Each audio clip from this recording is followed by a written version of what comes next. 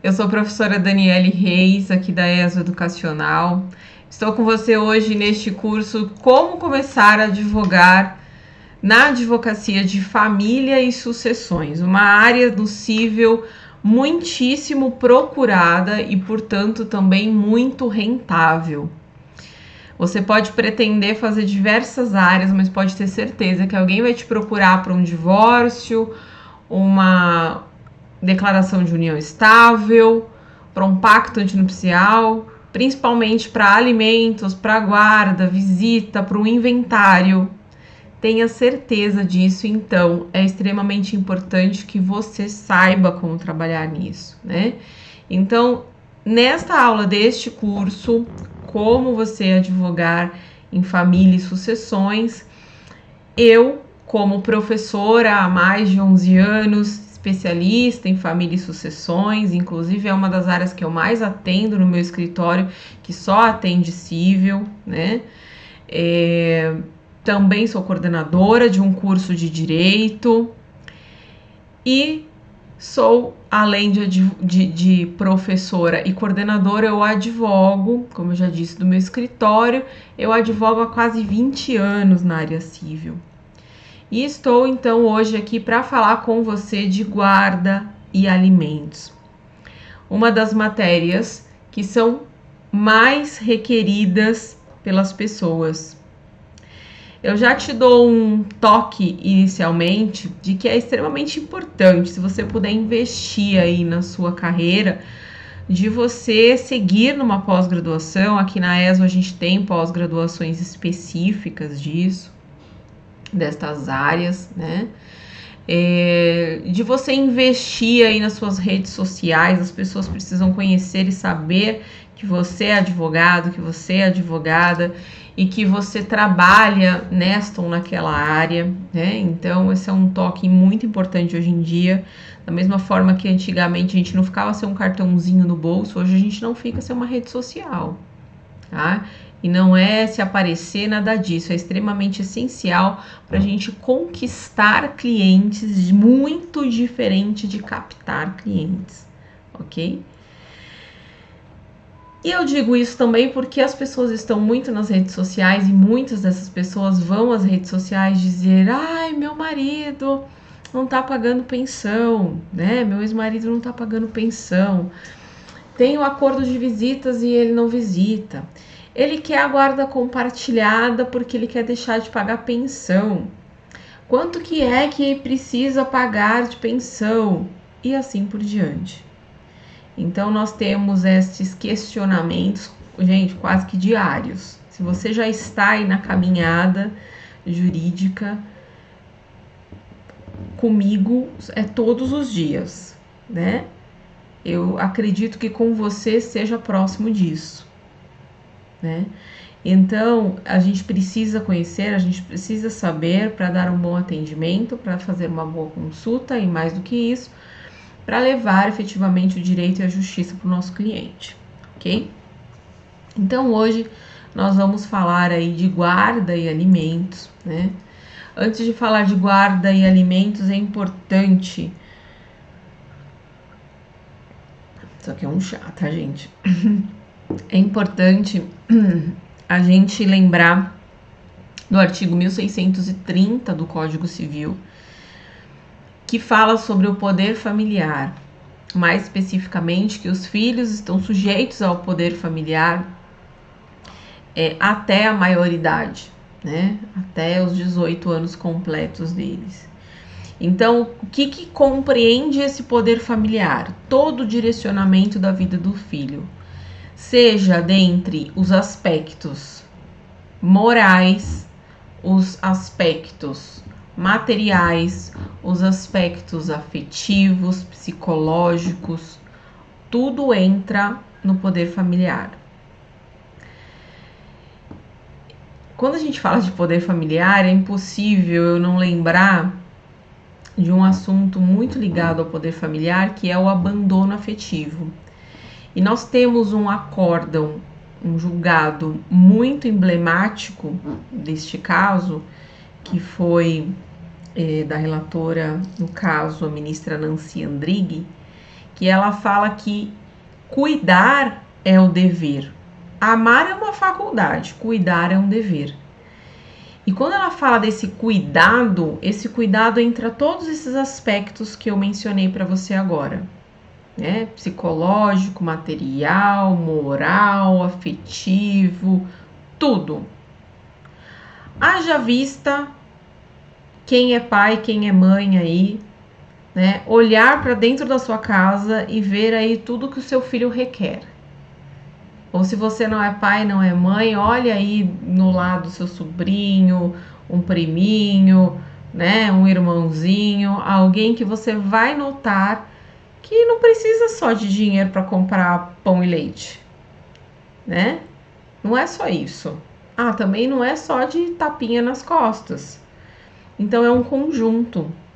Da mesma forma que quando pai e mãe estão juntos, esta criança, este adolescente, ele precisa de um conjunto, né, de cuidados. Há uma necessidade aqui complexa, né, que precisa ser suprida. Quando os pais estão separados, não é diferente. E por que eu começo falando do poder familiar? Porque o nosso próximo tópico vai ser guarda. Então não tem como a gente falar de guarda sem entender a origem, que é justamente desse cuidado, né? Antes de eu chegar ali na guarda, deixa eu destacar mais um artigo, que é o 1632 do Código Civil. Veja que eu sempre que eu vejo esse artigo eu falo, gente, desnecessário, é algo que tem que estar implícito. Mas não, o código ainda foi, né? O legislador foi muito cuidadoso de colocar isso e as pessoas, infelizmente, ainda não enxergam, não se atentam em muitas vezes. Do que eu estou falando? O 1632 fala que mesmo em caso de divórcio, de separação, de dissolução da união estável, né? Não há alteração na relação entre pais e filhos. Gente, preciso dizer isso? Tá implícito, né? O que a gente quer dizer aqui? A relação conjugal, ela se acaba. Perfeito. Muitas vezes ela nem começou, nunca nem começou. Às vezes um filho é fruto de uma ficada de alguém numa noite, né? Então, ou ela nunca começou, nunca existiu essa conjugalidade, né? Essa partilha aí de afetividade, de tentativa de família, ou intenção de família, né? O ânimos familiar, ele nunca existiu. Ou existiu e agora não existe mais. Isso que eu tô falando é a conjugalidade. Ela se acaba. Agora, o vínculo entre pai e filho, o vínculo de filiação, este é eterno, né? Este não acaba nunca. E veio o código para deixar isso mais claro ainda, ou seja, você que é pai, que é mãe e que separou lá do pai ou mãe do seu filho, o seu filho continua sendo seu. O seu filho continua precisando deste exercício do poder familiar para o direcionamento. O poder familiar, ele é um poder-dever, né? E nós precisamos estar atentos a todas essas necessidades aí do filho, como eu disse. E uma destas necessidades estão ligadas aqui à guarda, né? O que é a guarda? A guarda é a responsabilidade parental, que vem justamente do poder familiar, né? E mesmo em razão de divórcio, de separação, ou mesmo pelo fato dos genitores não morarem juntos, nunca terem morado juntos, ela vai ser deferida a esses genitores. A palavra genitores aqui, ela é carregada atualmente de um certo preconceito. Então, eu quero explicar para você na prática que nós não temos utilizado muito essa palavra genitores mas muitas vezes didaticamente a gente menciona dessa forma.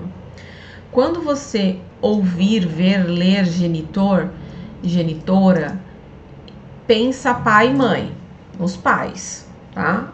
Por quê?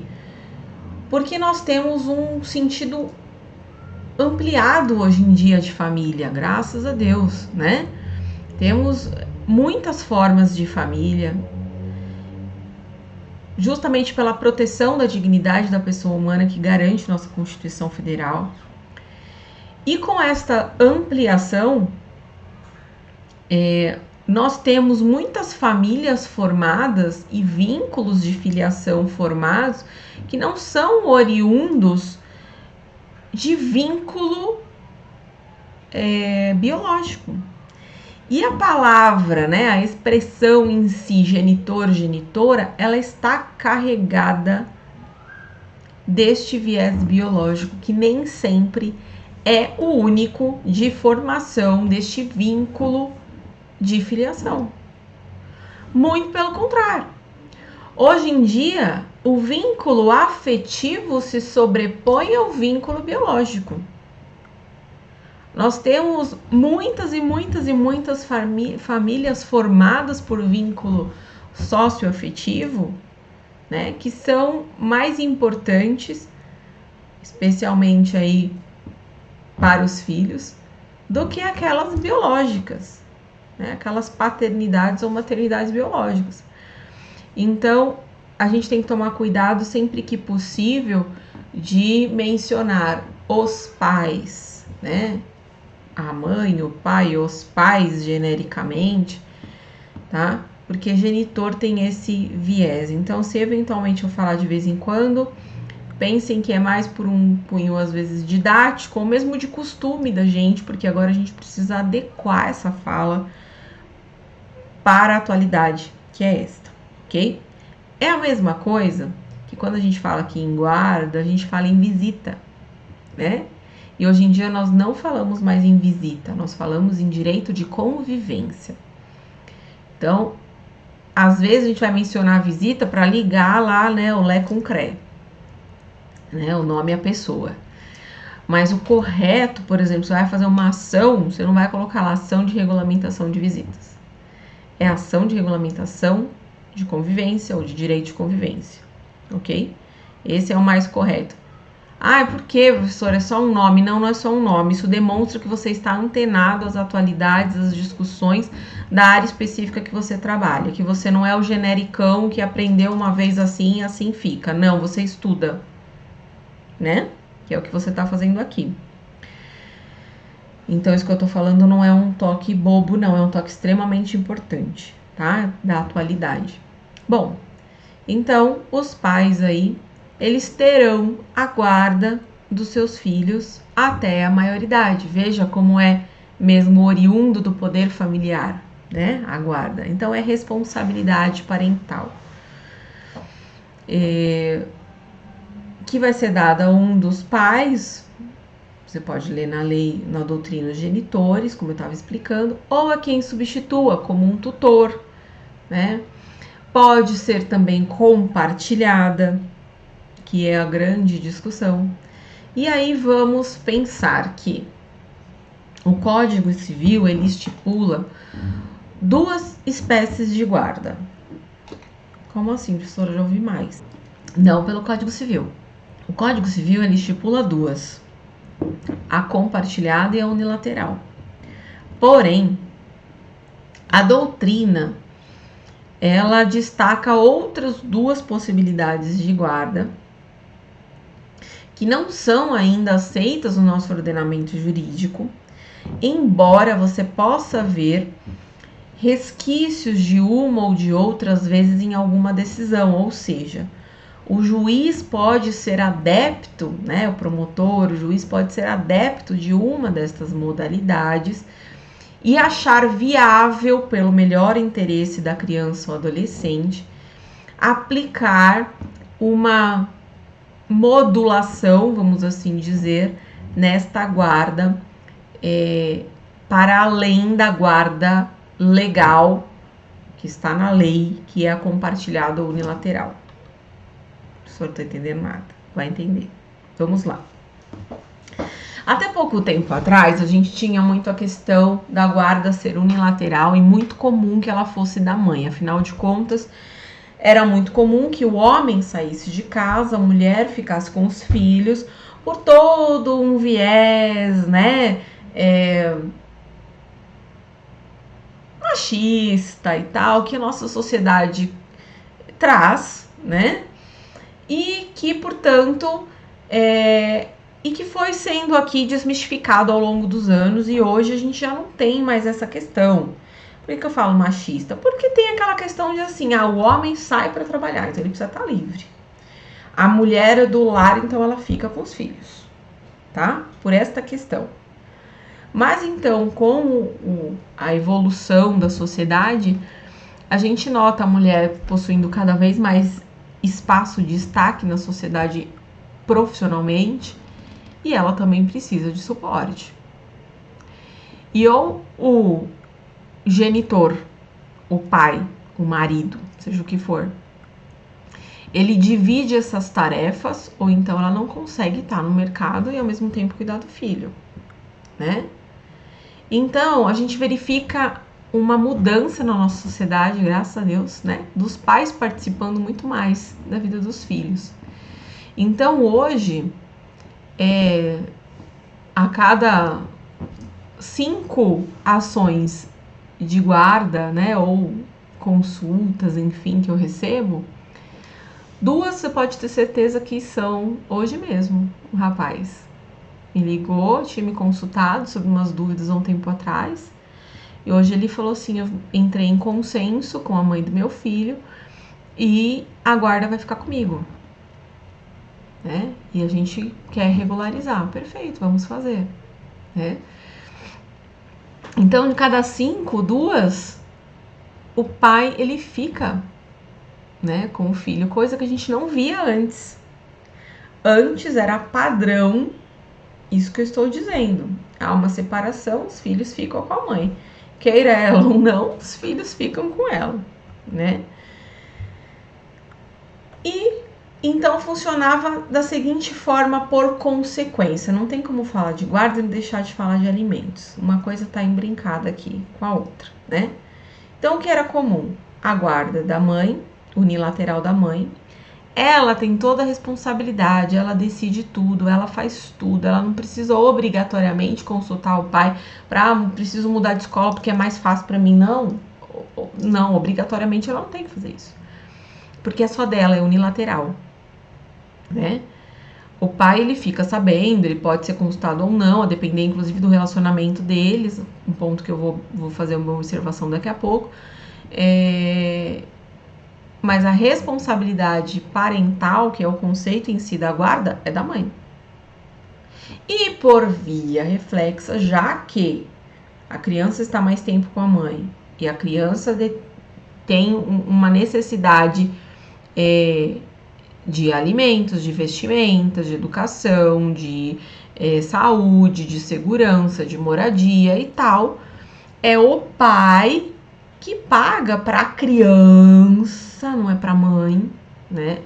Que paga para a criança para que ela se alimente, porque se ele tivesse dividindo o mesmo teto, ele ia dividir ali as contas. No geral era assim, né? Mas como ele tá fora, então ele paga. Mas a criança é criança, não sabe administrar, né? Mesmo adolescente, então quem administra esse dinheiro é a mãe, geralmente.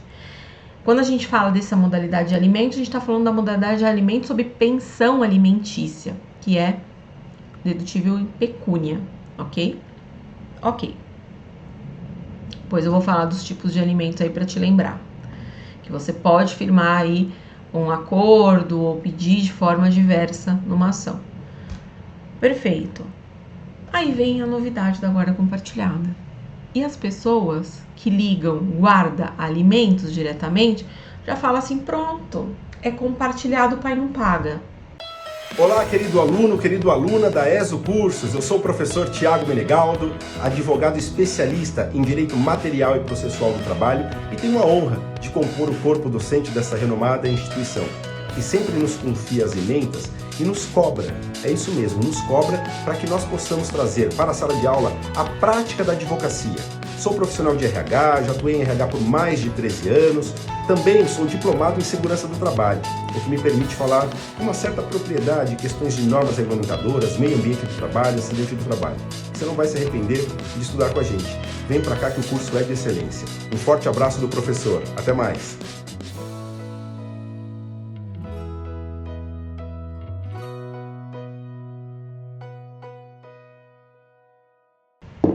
Se você aprendeu assim, ou se você entendeu assim, se você viu em algum momento desta forma, apaga isso da sua mente agora.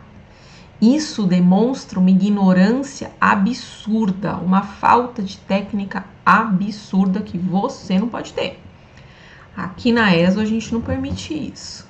A gente vai ensinar você direitinho. E é o que eu tô fazendo aqui.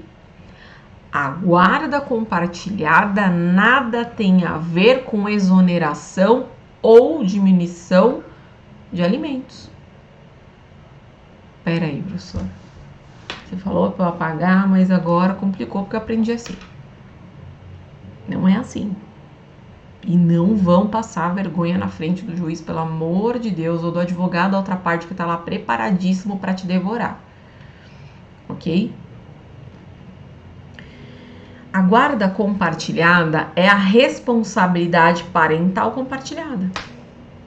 É o que acontece dentro de uma casa quando o pai e mãe ali são casados ou companheiros e têm seus filhos.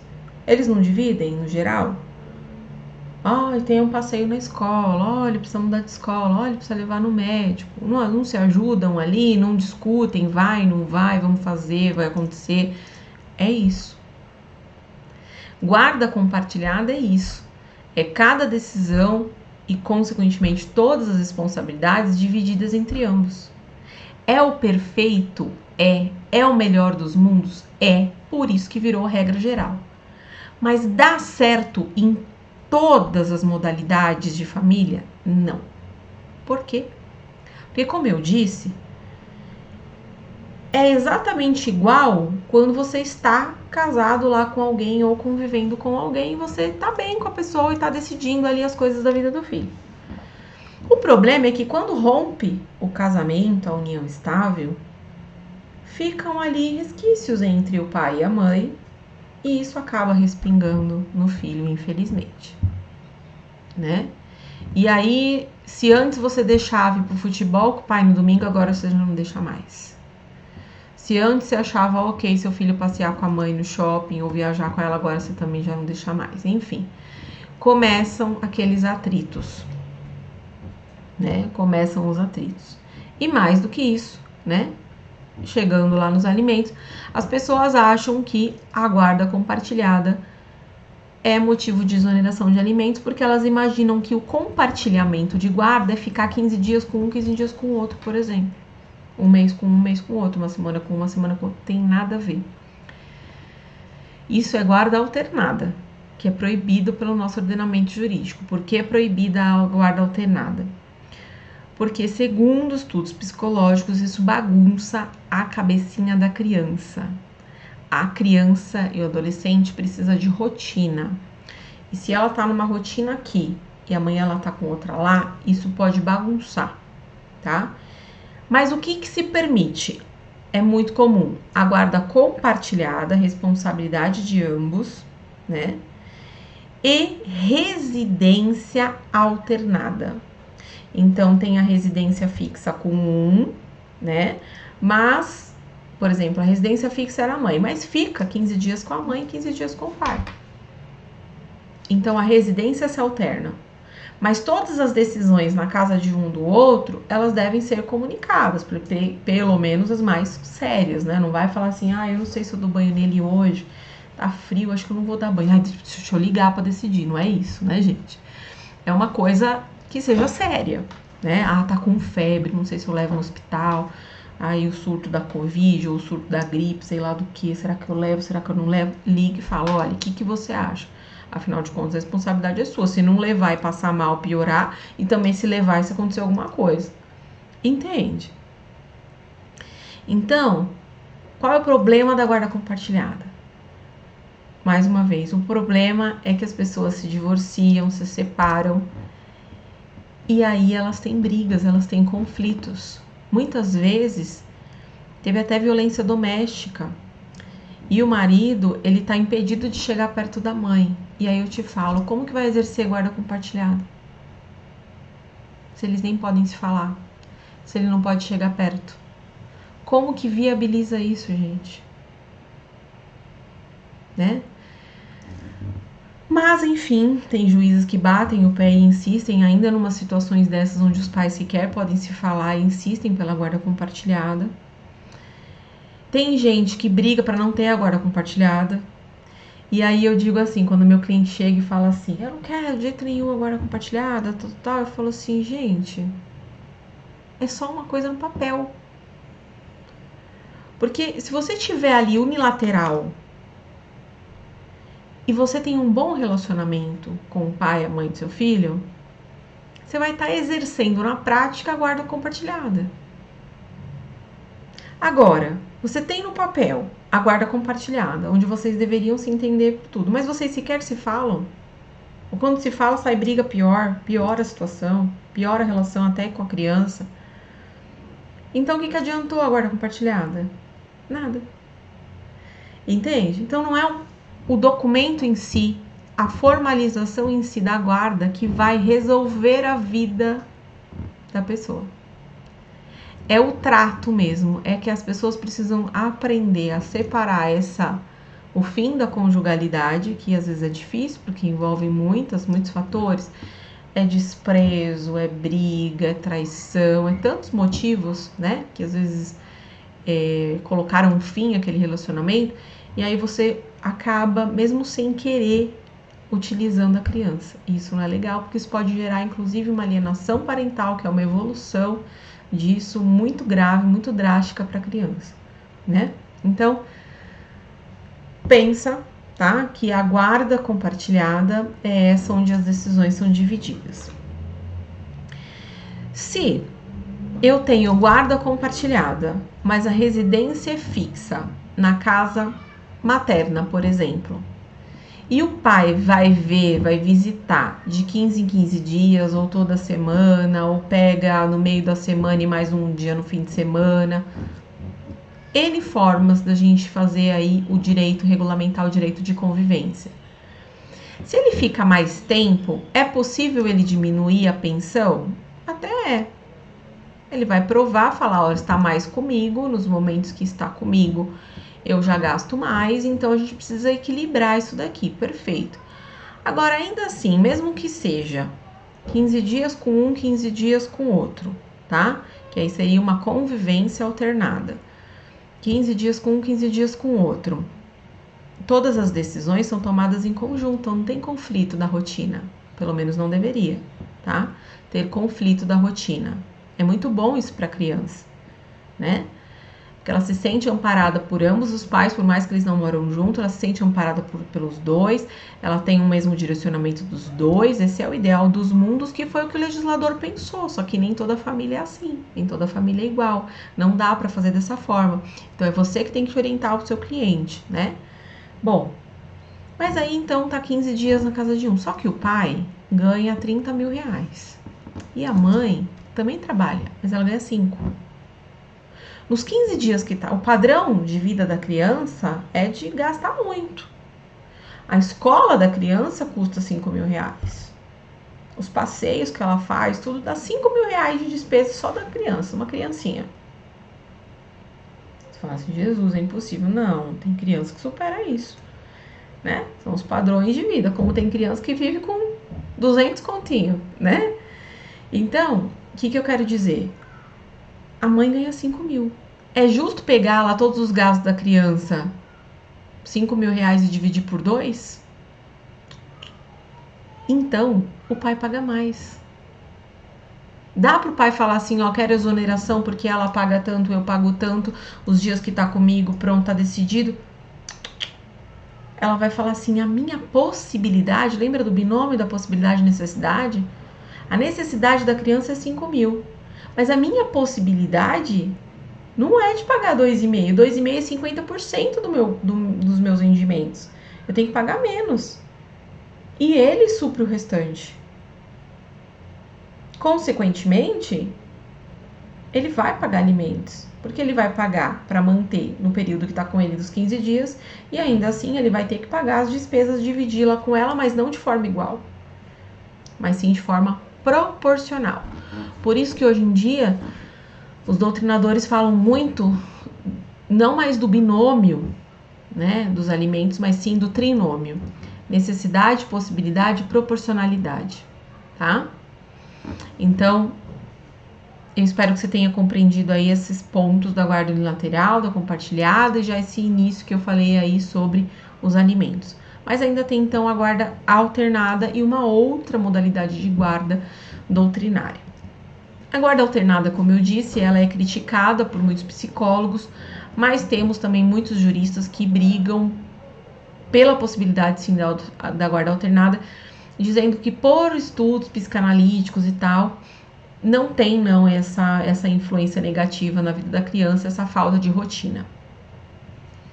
Então aí vai ser analisado caso a caso, embora não seja permitido ainda no nosso ordenamento jurídico, tá? São especulações dos estudiosos do direito de família. A outra modalidade de guarda, ela seria o ideal dos mundos, se não fosse muito custosa e, portanto, difícil para nós aqui no nosso país, onde nós temos muitas pessoas que não vão ter condição de fazer isso. Que guarda é essa? É a chamada guarda do ninho ou da nidação. Por quê? Imagina que a criança tá lá no ninho dela, na casa dela, onde ela nasceu com os pais, que é muito comum, tá? Onde ela nasceu com os pais. Os pais se divorciam. Aí, como eu disse, geralmente o pai sai, fica com a mãe, ou o contrário, hoje em dia é muito comum também. O pai fica, a mãe sai, enfim, e vem a convivência, chamada visita, né? Nesta modalidade de guarda, que se mescla com o direito de convivência, a criança ela fica ali. E a guarda é exercida também por ambos, tá? O que acontece é que o pai sai de casa, vamos supor, por uma semana, 15 dias, e a mãe fica com a criança no ninho, onde a criança está habituada, onde ela nasceu. Aí na outra semana, o pai vem e a mãe sai. Ó a criança no mesmo lugar, ó a rotina da criança mantida. Por isso que a gente diz que é o ideal. Mas não é o ideal financeiramente, porque afinal de contas serão 3 casas para manter, não é? Aqui a criança mora, aqui o pai vai ter que arrumar, e aqui a mãe vai ter que arrumar. Então, isso é muito comum na Europa, mas aqui no nosso país pode ser que não dê certo por conta disso. Mas ela é uma guarda muito viável, ok? Então, apresentei para vocês as duas guardas legais, compartilhada unilateral. Já falei de alguns aspectos relevantes aí com relação a compartilhada e os alimentos, para você se atentar, que é o ponto nevrálgico da guarda compartilhada. Já se passaram anos da implantação dessa regra geral de guarda compartilhada e vira e mexe a gente vê advogados errando no judiciário, brigando com a outra parte, dizendo, compartilhado eu quero exoneração. Gente, vergonhoso. Assim como a gente vê os nossos clientes também chegando e falando assim, eu quero guarda compartilhada e quero discutir a pensão. A gente sabe, na verdade, que ele quer discutir a pensão. Aí ele acha que a guarda compartilhada é o que vai ajudar ele a se livrar da pensão, né? Lembrando que quando eu falo ele e a pessoa, tá? Porque hoje em dia não é regra, nunca foi, né? Mas não é regra quase que geral, que seja o homem o pagador dos alimentos. Isso está muito equilibrado, ok? Bom, a guarda compartilhada, ela tá lá no 1583, né? A unilateral no 1584 do Código Civil. A alternada e a da nidação ou do ninho não tem regulamentação, isso é doutrinário. Então, só para a gente fechar esse tópico. E os alimentos, então, eles estão previstos lá no artigo 1694 do Código Civil seguintes, que fala que os alimentos devem ser fixados na proporção das necessidades do reclamante e dos recursos da pessoa obrigada. Então, veja que a gente já começa no primeiro parágrafo do 1694 trazendo o requisito do binômio necessidade-possibilidade, lembrando que doutrinariamente nós falamos de trinômio e acrescentamos o princípio da proporcionalidade, ok? Os alimentos, eles são prestados a quem não pode prover o seu sustento com o próprio labor, né? E é prestado, portanto, pelo parente mais próximo, né? Lembrando, inclusive, que o mais remoto, ele vai ser afastado aí por aquele mais próximo, tá? Tem o objetivo de assegurar todas as necessidades do alimentando, então, para sua manutenção de amparo mínimo, de sua dignidade humana, engloba os alimentos, a saúde, o vestuário, a moradia, a educação. Então, ainda hoje também você vai ter que explicar sempre para alguém. E depois a gente fala alimentos, pensão alimentícia, a pessoa pensa só na comida, mas não é essa a única necessidade de quem precisa dos alimentos. Lembrando que alimentos não é só para menor de idade, ele também pode ser determinado para um maior de idade que tem alguma necessidade. Então, o filho que recebeu alimento do pai, na sua maioridade, ele pode precisar pagar alimentos para o pai que não pode mais trabalhar. E isso não é só na fase senil, antes. O pai tem uma incapacidade, por exemplo, não tem quem ajude, ele já tem mais de 18 anos, já trabalha, enfim, já tem como sustentar, ele tem que ajudar o pai, tá? Então, é uma via de mão dupla, tá? Os alimentos, eles podem ser dados in natura ou em pecúnia. Quando é em pecúnia, ou seja, em dinheiro, é o que a gente chama de pensão alimentícia, que é o mais comum. E quando é in natura, é quando a pessoa vai fornecer lá a saúde, a moradia, a mensalidade escolar, tá? Em vez de fazer o pagamento em dinheiro. Saudações, caros alunos do ESU Educacional. Eu sou a professora Ana Júlia Cachê. Eu sou a professora Aline Mendes. Sou a professora Daniele Reis. Professor Roberto. E vim aqui para dizer que com muita honra acompanho o grupo de professores de Direito Previdenciário da ESO. Participo com muito prazer, com muita alegria do corpo docente aqui da ESU Educacional. Eu sou professora da pós-graduação de Direito Civil, Processo Civil e outras pós-graduações da ESO Educacional. Estamos juntos com a ESU Educacional no seu aprimoramento em várias disciplinas da área de pós-graduação. E eu te convido a vir participar das pós-graduações, a vir conhecer a ESO. É um excelente instituto educacional para o seu crescimento acadêmico, profissional. E eu tenho certeza que vocês vão adorar. Fica aí o convite para que vocês possam ser nossos alunos. Eu espero vocês. Um beijo grande.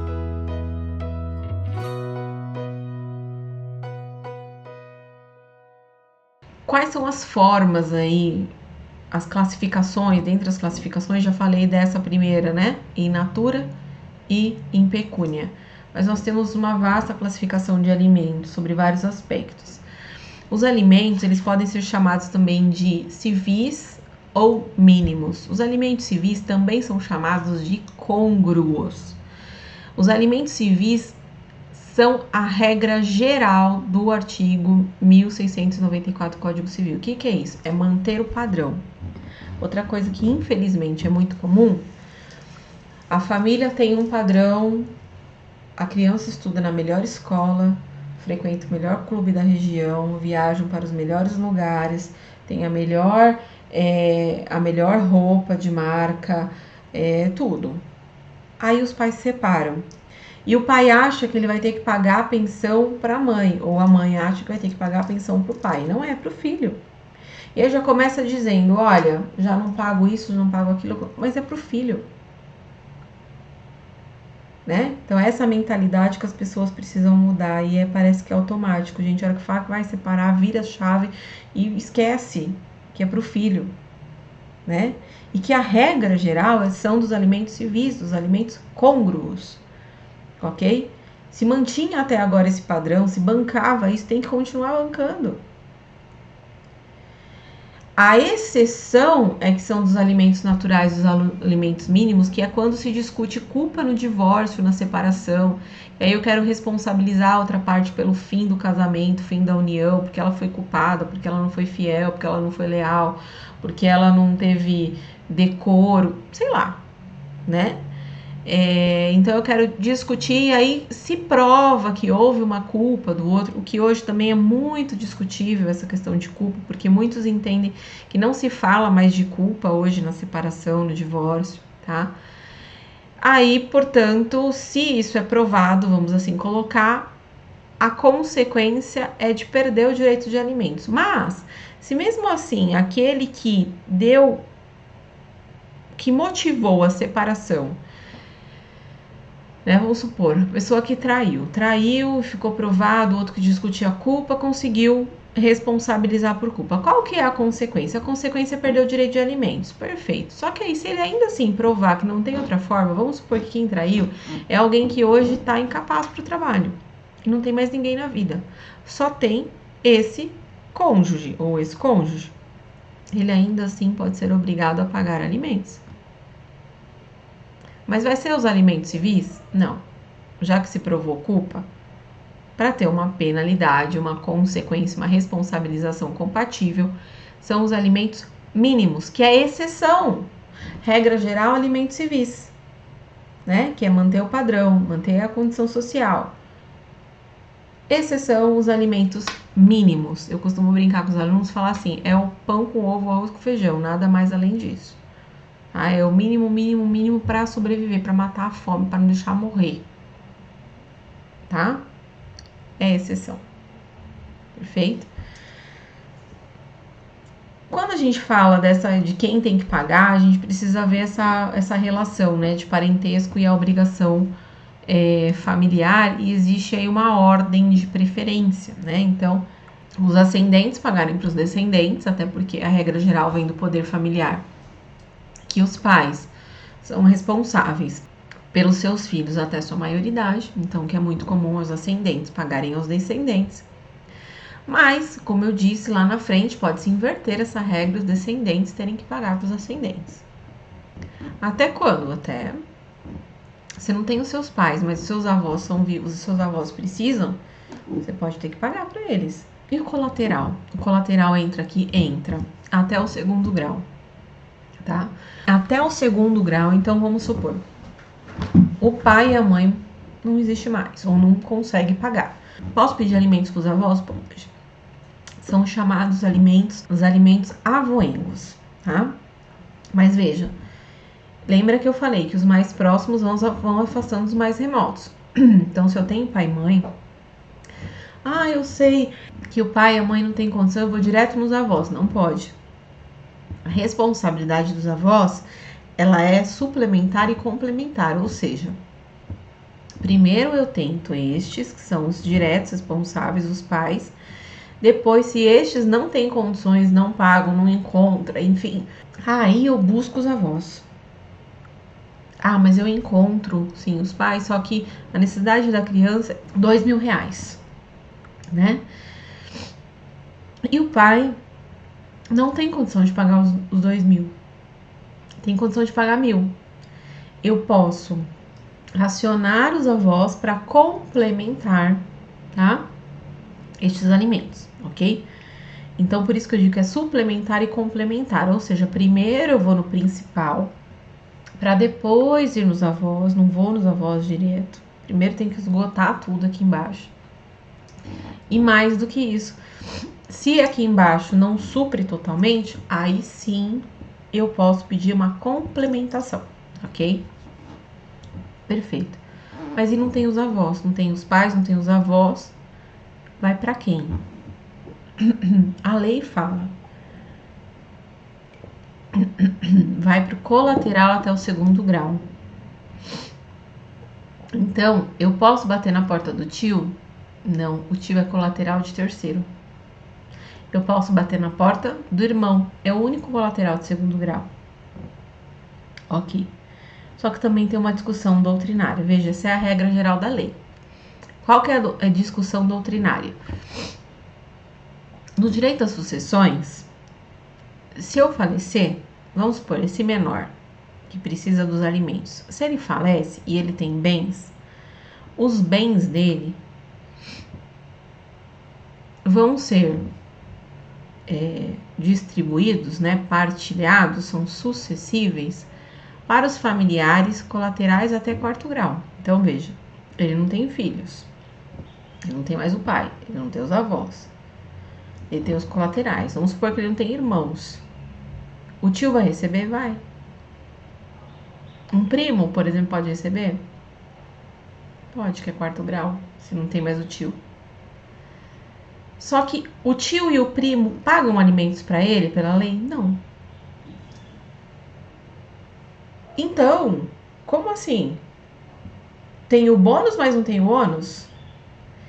Então, vamos supor que você pegue uma situação dessa, onde a pessoa não tem mais, não tem descendentes, não tem mais nenhum ascendente, não tem colateral de 2º grau, mas tem lá colateral de 3º, colateral de 4º. Você pode discutir nesta tese, tá? Desta incompatibilidade da regra de ônus, que seria pagar os alimentos, com a incompatibilidade do bônus de receber os bens dessa pessoa, ok? Espero que você tenha entendido, isso pode ser muito útil na vida prática. Essa reciprocidade entre pais e filhos está lá no 1696 do Código Civil. E até quando a gente paga? Eu já falei que até os 18 anos. Mas você deve estar pensando, não é isso, professora, porque eu já vi que paga até os 21, 24, às vezes até mais. Sim, por quê? O decreto 9.580 de 2018 trata do imposto de renda. E lá na lei do imposto de renda, o artigo 71, fala que os dependentes são aqueles que estão cursando curso superior ou profissionalizante até os 24 anos. Pegou-se esta regra do imposto de renda e aplicou-se aqui nos alimentos, falando, olha, se você tiver um dependente até 24 anos, então você pode declarar ele aqui no imposto de renda e ter benefícios, inclusive, né? Bater e tal, no imposto de renda, as despesas dele e tal. Consequentemente, você tem que pagar alimentos para ele até 24 anos. Se estiver cursando faculdade ou curso profissionalizante, ok? E se não tiver, aí não. Aí, fez 18 anos, tem que pedir a exoneração de alimentos. Lembra que exoneração não é automático. Precisa ingressar com a ação, tá? Pode ir além dos 24? Existem jurisprudências que dizem que sim. Tem jurisprudência que vai até pós-graduação, até mestrado, tá? Mas é exceção, bem? Qual que é a origem, então, dos alimentos? Esse que nós estamos falando, a sua origem é legal. Tá na lei, 1694, relação de parentesco. Mas os alimentos, ele ainda pode ser contratual. É muito comum, por exemplo, as pessoas fazerem uma dissolução de uma união estável, ou mesmo de um casamento, e contratarem ali alimentos, tá? É muito comum a gente ter testamento com legado de alimentos. Olha, eu deixo meus bens, mas você tem a obrigação de, por exemplo, pagar alimentos para o fulano até não sei quanto, né? Ou deixo já o legado em si específico para alimentos daquela pessoa, tá? Então, veio do testamento. Ou também por ato ilícito. Responsabilidade civil, dívida de valor, né? Vamos supor, a pessoa é muito comum, direito do trabalho, por exemplo, é muito comum. Os alimentos oriundos de ato ilícito. A pessoa morreu lá, um acidente do trabalho. A família vai receber indenização, né? Os parâmetros legais, no geral, até quando a pessoa atingisse 65 anos, a família vai receber uma indenização. Vai receber lá um tanto por mês. É a dívida de valor, são os alimentos por ato ilícito. A pessoa era o arrimo de família, quem agora vai sustentar, né? Existem N situações que abarcam isso, também as suas peculiaridades, que não diz respeito agora aqui, porque aí é muito aprofundado lá na responsabilidade civil, que não é o tema no momento. Outra forma, então, de classificar os alimentos é quanto à finalidade. Se eles são definitivos, se eles são, portanto, ou não definitivos. Quando ele não é definitivo, quando ele é provisório. O provisional, aquele que você está discutindo ainda, né? E você não tem ainda a sentença dos alimentos, então você pede os alimentos provisórios até que o juiz determine os alimentos em si. Mas nesse caso você tem prova da paternidade. Quando você não tem prova da paternidade, o que você requer é os alimentos provisionais, ok? Então, os provisórios é dado liminarmente, inclusive sem ouvir a parte contrária, inaudita altera pars. Entra em vigor imediatamente. Os provisionais, eles são feitos por meio de tutela de urgência, lá do artigo 300 e seguintes do Código Civil, tá? Eu já mencionei para vocês os alimentos avoengos, né? Porque aqui eu tô seguindo uma ordem só para não esquecer aqui de falar com vocês. Então, quanto ao objetivo dos alimentos, nós já falamos que eles podem ser mínimos, né, ou civis, e também podem ser avoengos. E os avoengos, eles são subsidiários e complementares. E tem uma súmula, tá? Se você está anotando aí, anota essa súmula dos alimentos avoengos, que é a súmula 596 do STJ, que é extremamente importante quando você for fazer alguma ação nesse sentido. Os alimentos, eles também podem ser transitórios ou temporários, que é para prover o sustento de alguém. É muito comum quando a gente faz divórcio, a pessoa não tem não tem como se prover agora, né? Recentemente eu fiz um divórcio, uma moça muito jovem, menos de 40 anos, mas que viveu com o rapaz desde os 16 anos de idade, grande parte da sua vida com ele, e trabalhou só com ele, nos últimos anos nem trabalhou no TAV, então ela não se especializou, ela não tem uma profissão específica, e agora se separaram, ela tá perdida, ela fala, gente, o que eu faço da minha vida? Então, o que nós vamos instituir são os alimentos transitórios. Os alimentos de 2 ou 3 anos, nós estamos fazendo consensualmente, mas se não fosse, ia discutir isso judicialmente, né? E a regra geral é nesse sentido, de 2 a 3 anos no máximo, para que ela se restabeleça ou se estabeleça e possa suprir as suas necessidades, porque também ele não vai ficar incentivando o ócio dela e ela sem trabalhar o resto da vida e ele pagando os alimentos, né? Isso não é cabível também, tá? Os compensatórios é uma modalidade relativamente nova, muito interessante, é quando a administração do bem do casal está sendo feita por um só e o outro está tolhido dessa administração e dos seus frutos, ou quando teve um desequilíbrio financeiro desde o fim da união, né? E só um está se beneficiando. Então, pode-se determinar os alimentos compensatórios até que se efetive essa partilha para amenizar esse desequilíbrio econômico, até mesmo para indenizar, para compor aí dos afazeres domésticos, no investimento de estudo de um, profissionalização, né, de um em detrimento do outro que ficou lá em casa, né? Então, isso também é possível e isso não tem nada a ver com a partilha, tá? É além da partilha, é fora a partilha, ok? Então, estes são os pontos extremamente relevantes que nós precisávamos tratar aqui sobre alimentos. Lembra que aqui na pós da ESO, você pode se aprofundar mais no assunto, a gente pode ter muitas aulas acerca disso. Nós, todos os professores aqui, estamos à disposição de vocês, professor Júlio, sempre com muito carinho aí, recebendo todos vocês, vai ser um prazer te encontrar na pós aqui da ESO. Então venha conosco, veja aí as possibilidades, que são muitas, tá? Se eventualmente você tem dúvida de algum tema, basta me contatar nas redes sociais, @doutora Daniele Reis no Instagram. Meu celular também 11 996167136, me procure. Eu também faço mentorias, dou cursos particulares, consultorias, ok? Às vezes você tem um caso complexo aí que você não consegue resolver sozinho, você precisa de alguém que seja o seu mentor. Eu fico à disposição se você precisar disso, ok? Mas te espero sim ver na pós aqui da ESO. Um grande abraço para você e até lá. Olá pessoal, tudo bem? Sou o professor Júlio César Sanches, advogado, professor, coordenador, escritor e com muito carinho estou aqui para convidar você. Professor Júlio, eu quero fazer a melhor pós-graduação online, EAD, prática, focada na prática. Eu quero aprender a advogar, eu quero aprender a fazer passo a passo.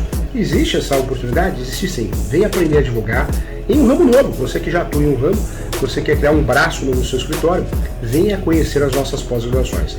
A metodologia é única, é a única pós no Brasil que você tem plantão de dúvida, material de apoio, modelo de peça. Não é aquela pós online fria, não, pelo contrário, uma pós diferente, que vai fazer a diferença na sua vida. Você quer ter sucesso profissional, você quer ajudar de verdade o seu cliente? Venha conhecer as nossas pós-graduação. ISO significa Escola Superior Universitária. Essa é a nossa faculdade que vai ajudar você. Um abraço.